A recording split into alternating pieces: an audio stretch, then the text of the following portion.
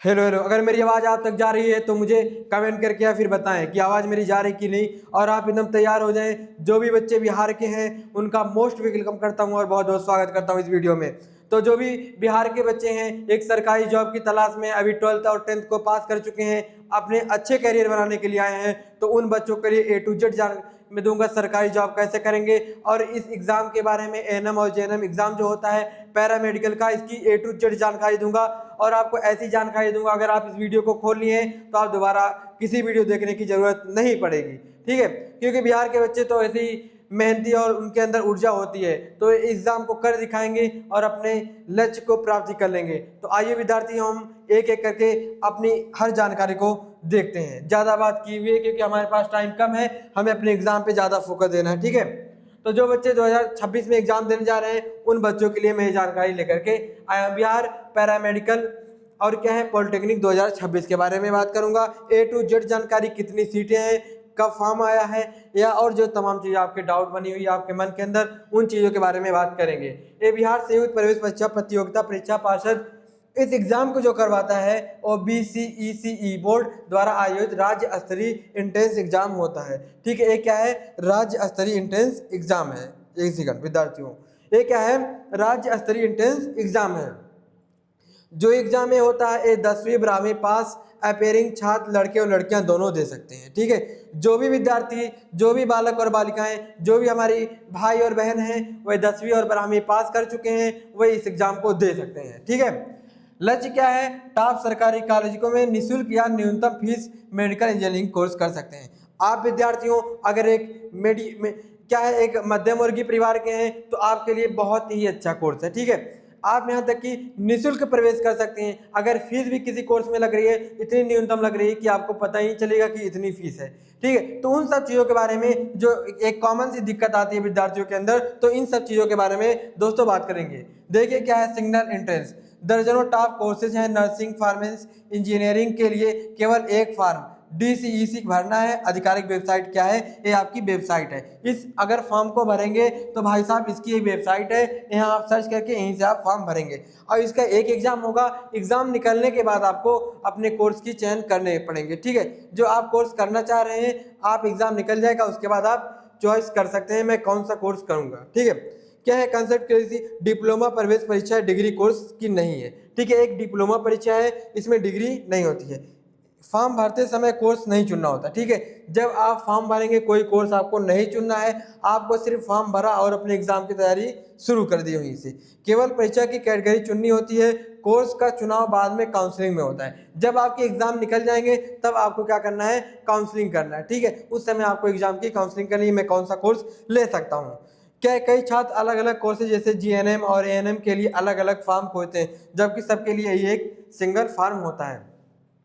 देखो भाई, ज़्यादातर बच्चे क्या दिक्कत आती है, वे JNM NM के अलग अलग कोर्सेज वेबसाइट पे खोजते हैं, खोजते उनका क्या है, समय ही फॉर्म का खत्म हो जाता है, जो दिक्कत हो जाती है। लेकिन मेरे भाई एक ही फॉर्म होता है इसका, ठीक है। उसी फॉर्म को आप भरोगे, उसी में आपका जब एग्जाम निकलेगा, काउंसलिंग होगी, उसके बाद आपको क्या है, आपका एडमिशन वहाँ होगा। जिस कोर्स में आपकी जैसे नंबर आएंगे उसके हिसाब से होगा। परीक्षा की 3 मुख्य कैटेगरी, जो आपकी एग्जाम हो रही है वो 3 कैटेगरी में है। 3 कैटेगरी मतलब 3 पार्ट में है, ठीक है। 3 पार्ट में है। सबसे पहले पार्ट क्या है? PM पैरामेडिकल, सबसे प्रमुख, सबसे ज़्यादा सिलेक्शन इसी कोर्स में होता है मेरे भाई। सबसे ज़्यादा सिलेक्शन किस में होता है? PM यानी पैरामेडिकल में। योग्यता क्या है? 12वीं पास, ठीक है। जो बच्चे 12वीं पास हैं वह बायोलॉजी और मैथ के स्टूडेंट वो भर सकते हैं, ठीक है। PM में एक बार दोबारा बता दूं, पैरामेडिकल में जो बच्चे, जो भाई और बहन, जो बॉय और गर्ल बायो और मैथ के हैं, ठीक है, जो बायो और मैथ के हैं वो विद्यार्थी इसको भर सकते हैं। इसमें क्या है? GNM, ANM, D pharma, lab technician, DMLT, x ray, DRT, DPT, EG, टीच, डेंटल, ठीक है, तमाम कोर्स हैं, ठीक है। तमाम कोर्स इसके अंदर हैं। फिर अगर हम PMM देखा जाए, पैरामेडिकल मैट्रिक, तो ये कौन सी है? जो बच्चे, जो विद्यार्थी, जो बॉय और लड़के, जो लड़के और लड़कियां क्या है, 10वीं पास है, उनके लिए है, ठीक है। 1 वर्षीय कोर्स है, ठीक है, उनके लिए एक कोर्स है। और क्या है पी पॉलिटेक्निक इंजीनियरिंग, इसमें क्या है 10वीं और 12वीं दोनों छात्र पढ़ सकते हैं। ठीक है, अगर आप 10वीं में हैं या फिर आप 12वीं में हैं तो आप भी इस कोर्स को फिल कर सकते हैं। ये कोर्स आपका 3 वर्षीय होता है। Computer science, civil engineering, mechanical engineering जैसे तमाम कोर्स आपको यहाँ पे मिल जाएंगे। क्या है विशेष 12वीं पास पीएम और पीई दोनों का फॉर्म एक साथ भर सकते हैं, लेकिन 2 अलग अलग परीक्षाएं देनी होंगी। देखो पैरामेडिकल, पैरा इंजीनियरिंग दोनों के फॉर्म आप भर सकते हैं, लेकिन दोनों के क्या होंगे एग्जाम अलग अलग होंगे। एक विद्यार्थी, ठीक है दोबारा सुनना, एक विद्यार्थी 2 फॉर्म भर सकता है, लेकिन उसको एग्जाम अलग अलग देना पड़ेगा। ठीक है, इस बात का भाई खास ध्यान रखना। दोनों को अगर किसी को देना है तो दोनों एग्जाम दे सकता है, पैरामेडिकल के और पैरा इंजीनियरिंग का सॉरी पॉलिटेक्निक इंजीनियरिंग का। क्या है कैटेगरी में सबसे ज़्यादा सरकारी सीट है और कैरियर स्कोप है। इसमें क्या है पैरामेडिकल में सबसे ज़्यादा क्या है सरकारी सीट। भाई साहब सरकारी नौकरी लेना एक बहुत बड़ा बात है, क्योंकि आप अगर बिहार उत्तर प्रदेश के विद्यार्थी हैं, अगर आपके पास एक सरकारी जॉब आ गई तो आपका एक दबाव बन जाएगा आपके रिश्तेदारों में, आपके गली मोहल्ले गांव में कि भाई साहब इनका क्या है एक सरकारी जॉब है। ठीक है, तो ये बहुत बड़ी बात होती है मेरे भाई।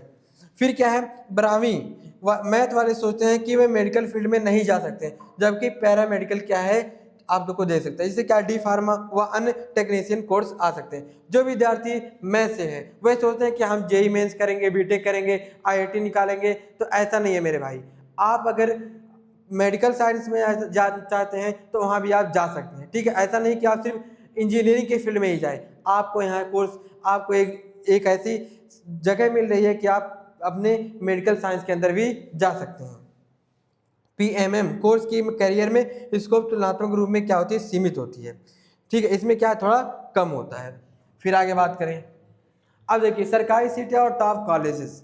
अब यहाँ हम बात करेंगे कि किस कोर्स में कितनी सीटें हैं, कितने कॉलेज हैं। मेन भाई ये तो होता है एग्ज़ाम जो विद्यार्थी देता है वही देखता है कि भाई साहब यहाँ कितनी सीटें हैं, एग्ज़ाम कैसा होगा, टफ आएगा या फिर सिलेबस क्या होगा, यही 2 चीज़ें देखता है। या फिर कॉलेज कैसे मिलेंगे, सरकारी मिलेंगे या फिर प्राइवेट होते हैं, तो इन सब के बारे में मेरे भाई हम देखेंगे, क्योंकि ये बहुत ज़्यादा बच्चों का 90% बच्चों का यही दिक्कतें होती हैं। नर्सिंग कोर्सेज में देखें अगर पीएम कैटेगरी में, पैरामेडिकल कैटेगरी में, जीएनएम गवर्नमेंट कॉलेज। ठीक है, देखो जीएनएम में क्या है गवर्नमेंट कॉलेज है, कितनी सीटें हैं 1078 सीटें इसके अंदर हैं। और क्या है प्राइवेट में 150 कॉलेज हैं, लगभग 5000 सीटें हैं। अगर मैं गवर्नमेंट बात करूं जीएनएम के अंदर, ठीक है पैरामेडिकल गवर्नमेंट कॉलेज के अंदर मैं बात करूं तो इसमें 1078 सीटें हैं। और अगर प्राइवेट बात की जाए तो 150 प्लस कॉलेजेस हैं, उसमें 5000 सीटें हैं। एएनएम इसमें गवर्नमेंट की अगर बात की जाए तो इसमें 570 सीटें हैं और प्राइवेट में 226 कॉलेज हैं, 6770 सीटें हैं। ठीक है, दोनों लेके आए, प्राइवेट से करना चाहें और सरकारी से करना चाहें, दोनों की सीटें आपको साफ साफ बता दे रहा हूँ। अन्य डिप्लोमा कोर्स में देखेंगे जैसे डी फार्मा हो गया, लैब टेक्नीशियन में हो गया, ओटी में हो गया, एक्सरे में हो गया, आदि में लगभग 3000 सरकारी सीटें उपलब्ध हैं। क्या है इसमें डी फार्मा यानी पीएम डिप्लोमा कोर्सेज के अंदर क्या है 3000 प्लस कोर्सेज 3000 प्लस सरकारी सीटें हैं। और क्या है पॉलिटेक्निक इंजीनियरिंग में देखें तो इसमें 46 सरकारी पॉलिटेक्निक संस्थान जैसे पटना हो गया, मुजफ्फरपुर हो गया, भागलपुर आदि। प्राइवेट में 12 कॉलेज हैं। ठीक है, सरकारी में भाई 46 प्लस कॉलेजेस है और प्राइवेट में क्या है 12 प्लस कॉलेजेस हैं। ठीक है, और अगर पीएमएम में बात की जाए जो 10वीं स्तर के बच्चे दे सकते हैं, इसको क्या है 10वीं जो पास आउट बॉय और गर्ल हैं वो दे सकते हैं एग्जाम। तो अगर इनकी बात की जाए तो इसमें 690 सीटें हैं, लगभग 10 से 15 कॉलेजेस हैं। ठीक है, तो मेरे भाई ये आपको सीट और कॉलेज के बारे में अच्छे से पता चल गया होगा। एएनएम की सरकारी भर्तियां बिहार में लगातार आ रही हैं। ठीक है, बिहार में क्या है लगातार एएनएम की भर्तियां आती जा रही हैं। जो विद्यार्थी जागरूक हैं, जिन विद्यार्थियों का अपना कैरियर जल्दी बनाना है, वो विद्यार्थी लगातार लगे हुए हैं और अपने कैरियर की शुरुआत कर रहे हैं। जैसे ही मौका मिल रहा है सरकारी जॉब लेने की लगातार कोशिश करते रहते हैं, क्योंकि जो कोशिश करेगा भाई उसी का ही एग्जाम निकलेगा। ठीक है, ये तो बात जाहिर सी है, जो कोशिश करेगा, अगर आप कोशिश नहीं करेंगे तो आप कैसे सरकारी जॉब पाएंगे। तो कैरियर बनाने का भाई आपको मौका मिल रहा है, हर दिन मिल रहा है, लेकिन आप शुरुआत नहीं कर रहे हैं, तो ये बहुत बड़ी गलतियां हैं। अभी आप आज इस वीडियो को देखो और आज से ही कोई भी एक कोर्स अपना चॉइस करो, उसको शुरुआत कर दो पढ़ने के लिए। ठीक है, इसलिए लड़कियों के लिए एक बेहद सुरक्षित कैरियर विकल्प है। ठीक है, प्राइवेट कॉलेजों में एडमिशन भी इसी प्रवेश परीक्षा की रैंक के आधार पर होता है।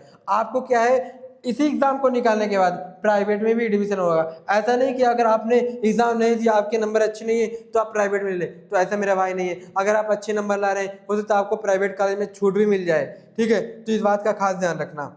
सरकारी कॉलेज मिलने पर पूरी तरह पढ़ाई लगभग निःशुल्क हो जाती है, ना के बराबर फीस लगती है। आप तो जानते ही हैं सरकारी कॉलेजों की क्या हाल है, कितनी फीस लगती है।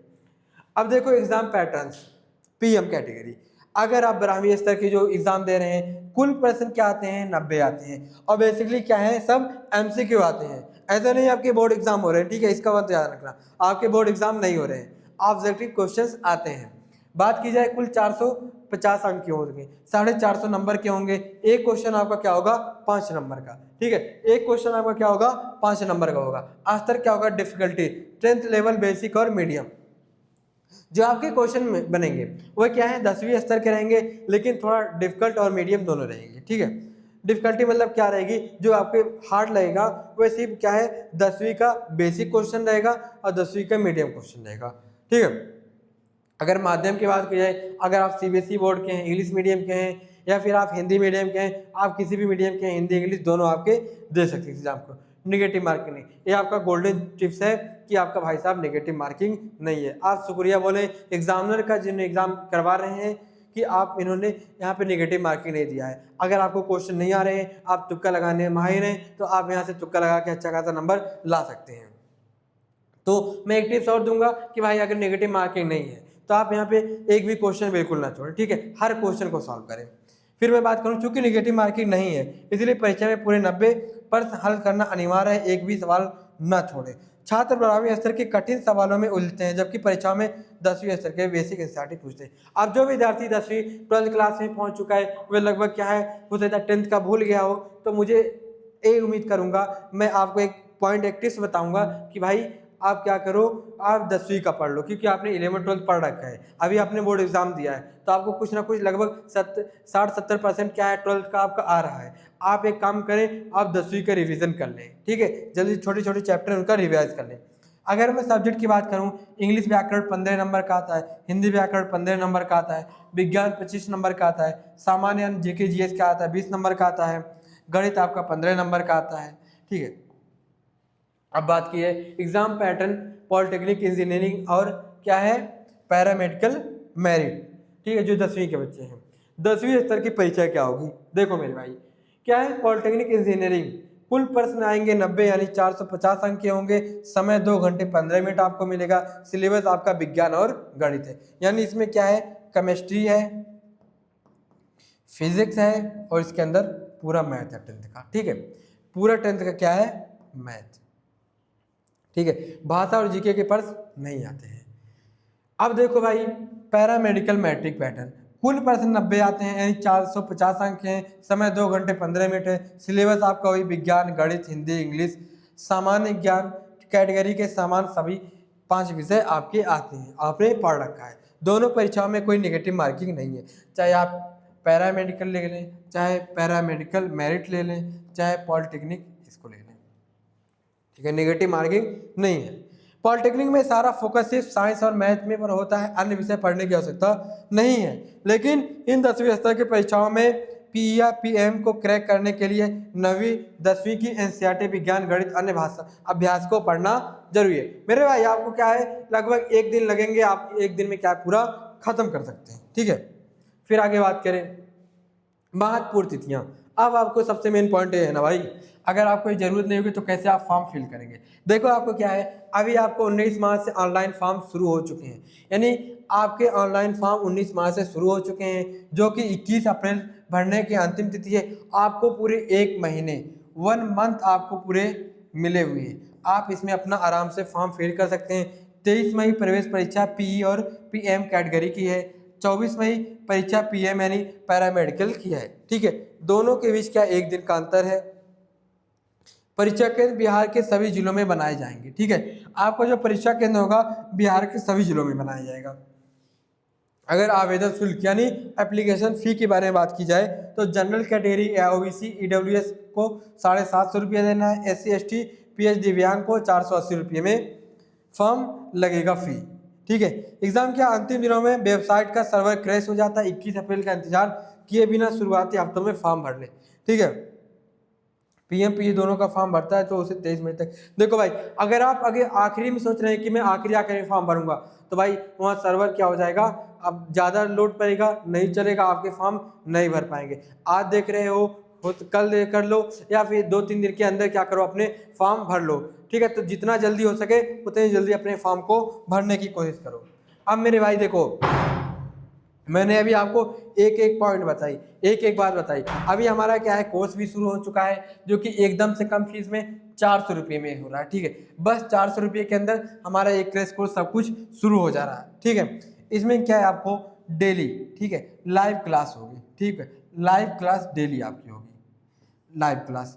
सबसे पहले क्या है, केवाईटी क्लासेस के ऐप को डाउनलोड करो। देखो, पैरामेडिकल पॉलिटेक्निक परीक्षा बैच स्टार्टिंग है 8/4/2026 को। ठीक है, देखो ये गलत हो गया। ठीक है, यानी आपको 27 मार्च से आपका, ठीक है, 27 अप्रैल से आपका क्या है, बैच शुरू होने वाला है। ठीक है, 27 तारीख से क्या है, 27 तारीख से आपका शुरू है। ठीक है, 27 तारीख से भाई आपका बैच शुरू हो गया। इसमें डेली लाइव क्लास होंगी, 1-to-1 डाउट सॉल्विंग होंगी, notes, mind maps and daily workout, all India टेट सीरीज जैसे तमाम चीज़ आपको मिलेंगी। लेकिन आपको क्या है, देखो यहाँ 27 अप्रैल लिख रखा है। ठीक है, और क्या है, और सब कुछ अगर आपको लेना है तो अभी जाके केवाईटी क्लासेस के ऐप को डाउनलोड कर लो, वहाँ सब कुछ आपको मिल जाएगा। अगर कोई और दिक्कत हो रही है फॉर्म फिल करने में या फिर कोर्स अपलोड करने में, कोर्स खरीदने में, तो आप इस कॉन्टैक्ट नंबर पे कॉल करके बात कर सकते हैं। टीम आपको बता देगी क्या क्या दिक्कतें आ रही हैं। ठीक है, फॉर्म के लिए आवश्यक दस्तावेज क्या है, रिक्वायरमेंट क्या है, आपको फॉर्म भरेंगे क्या क्या आपके कार्ड लगेंगे, क्या क्या सामग्रियाँ लगेंगी। तो अगर बात की जाए, केवल अपलोड करना है पासपोर्ट साइज फोटो। तो जो आपको फोटो मेरे भाई भरना है उसको आपको सीधा भरना है। ठीक है, स्ट्रेट होना चाहिए, कोई आड़ा तिरछा नहीं होना चाहिए, कोई मुंह पे मास्क नहीं होना चाहिए, चश्मा नहीं होना चाहिए, या फिर सर में कोई कैप नहीं होनी चाहिए, ये सब चीज़ नहीं होनी चाहिए। और बैकग्राउंड की बात की जाए, रंगीन सफ़ेद बैकग्राउंड होना चाहिए। ठीक है, नियम क्या है, फोटो के नीचे आपका नाम और खिंचवाने की तिथि होनी चाहिए। जैसे कि आपने इस फोटो को खिंचाया, ठीक है, इस फोटो खिंचाया, यहाँ आपका नाम होना चाहिए और यहाँ पे डेट होनी चाहिए। ठीक है, ये दो चीज़ आपकी होनी चाहिए। हस्ताक्षर काले पेन से, ठीक है, ब्लैक पेन से, हिंदी इंग्लिश में अलग अलग आपकी साइन लगेगी। लाइव फोटो फॉर्म भरते समय वेब कैप से लिया जाएगा। ठीक है, जहाँ से आप फॉर्म भरेंगे वहाँ से आपको एक लाइव, उस समय प्रेजेंट में जहाँ फॉर्म भरने जाएंगे कैफे पर, वहाँ आपको एक लाइव फोटो लिया जाएगा। और क्या नहीं होना चाहिए, इनकी अभी कोई आवश्यकता नहीं है। जाति प्रमाण पत्र की या फिर मूल निवास प्रमाण पत्र, 10वीं 12वीं की ओरिजिनल मार्कशीट की अपलोड नहीं है। आपका उसमें रोल नंबर ले लेगा, बस उतना लेगा। ठीक है, रोल नंबर ले लेगा। अगर आपको ज़्यादा बताना है तो आप मार्कशीट लगा सकते हैं, लेकिन जब आपकी काउंसलिंग होगी तो वहाँ भाई लगेगा, वहाँ पे आपकी मार्कशीट लगेगी जब काउंसलिंग आपकी होगी। तो क्या है, बिना नाम और डेट वाली साधारण फोटो अपलोड करने पर फॉर्म रिजेक्ट हो सकता है। ठीक है, बिना नाम और डेट वाली, ठीक है, अगर आपका भाई फोटो में नाम नहीं है या फिर डेट नहीं है उसमें जो फोटो आपका लगेगा, तो आपका फॉर्म तो रिजेक्ट हो जाएगा, कैरियर आपका खत्म हो सकता है। 10वीं 12वीं की मार्कशीट केवल रोल नंबर और मार्क्स भरने के लिए पास रखनी है, उसे स्कैन करके अपलोड नहीं करना है। सभी भारी दस्तावेज जुलाई में एडमिशन के समय चाहिए होंगे। ठीक है, एडमिशन के समय आपको सभी दस्तावेज जरूरी है। फिर मैं बात करूं स्टेप बाय स्टेप, अगर आप सबसे पहले वेबसाइट करेंगे BCECE बोर्ड, ठीक है, एक गवर्नमेंट वेबसाइट है। यहाँ से जब आप ऑनलाइन रजिस्ट्रेशन करेंगे तो यहाँ पे जब आप खोलेंगे तो क्लिक करेंगे, सबसे पहले जब क्लिक करेंगे 10वीं की मार्कशीट के अनुसार अपना नाम, माता पिता का नाम और जन्म तिथि भरें, 10वीं का रोल नंबर डालें। ठीक है, दूसरा स्टेप। तीसरे स्टेप में क्या करना है, एक मजबूत पासवर्ड बनाएं, उदाहरण के नंबर नेम .123, ठीक है, जीमेल 123, इसमें अक्षर, संख्या और स्पेशल कैरेक्टर तीनों होने चाहिए। ठीक है, इसमें के अंदर क्या होना चाहिए, तीनों होने चाहिए। स्टेप 4 क्या है, अपना मोबाइल नंबर और ईमेल डालें, दोनों पर प्राप्त OTP दर्ज कर सबमिट करें। सफलता आप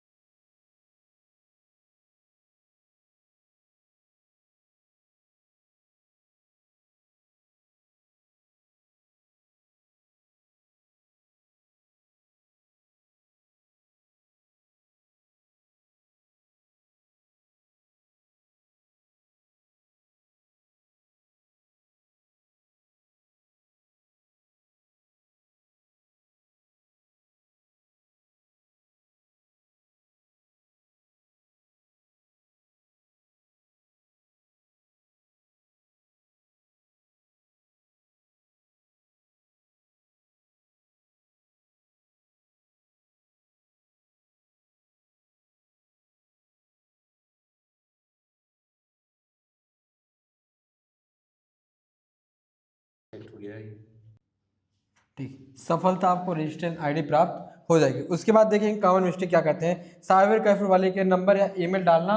फॉर्म में हमेशा अपने माता पिता का एक्टिव नंबर डालना। मतलब क्या, आप क्या अपने माता पिता का ऐसा नंबर डालना जो चालू हो, ठीक है, जिसपे ऐसा OTP आ सकती है। फिर आगे देखते हैं, आगे देखते हैं क्या है, फॉर्म पूर्ति और फाइनल सबमिट। अब क्या है, फाइनल क्या करें, 5वें स्टेप में क्या करना है, रजिस्ट्रेशन आईडी और बनाए गए पासवर्ड का उपयोग करके पोर्टल पर साइन इन कर दें, ठीक है। फिर क्या है, 6वें स्टेप में apply of for course group. क्या करना है, आप जो अप्लाई फॉर कोर्स और ग्रुप में अपनी योग्यता अनुसार PE PMM पर टिक करें। इसके बाद अपनी पर्सनल एड्रेस और एजुकेशनल डिटेल्स के बारे में बताएं, ठीक है। फिर 7वां स्टेप क्या है, जन्म तिथि या फिर आप सब्जेक्ट के बारे में देखेंगे। फिर 8वां स्टेप क्या है, आपको जो भी पेमेंट करने का होगा, ठीक है। फिर क्या है, इसमें कॉमन मिस्टेक क्या है, फॉर्म का प्रिंट आउट खो देना। परीक्षा पास करने के बाद एडमिशन काउंसलिंग के समय प्रिंट आउट काम आता है, ठीक है। तो आप जो फॉर्म भरें उसका प्रिंट आउट निकाल लें, ताकि आपको क्या है, जब एग्जाम देने जाएंगे उस समय भी काम आएगा और काउंसिल के समय भी काम आपका आएगा, ठीक है। तो अब देखो हमारा भाई खत्म हो गया। फिर क्या हमने कैसे फॉर्म फिल करना है, कितनी सीटें हैं, या फिर एग्जाम के बारे में क्या क्या है, तमाम चीज़ों के बारे में हमने देखा। फिर अब ऐसे कोई अब अपनी क्लास में लेकर के आएंगे, ठीक है। अगर ऐसी कोई और जानकारी है तो उसके बाद फिर बात करेंगे। तो फिर दोस्तों अगली क्लास में मिलते हैं, तब तक अपना तैयारी जारी रखें। और हमने हर चीज़ के बारे में बात कर लिया है, तो और किसी चीज़ के बारे में इसकी वीडियो चाहिए पढ़ाई को छोड़ करके, तो आप कमेंट करें, हम जरूर उसके बारे में काम करेंगे, ठीक है। तब तक के लिए शुक्रिया, अपनी तैयारी को जारी रखें।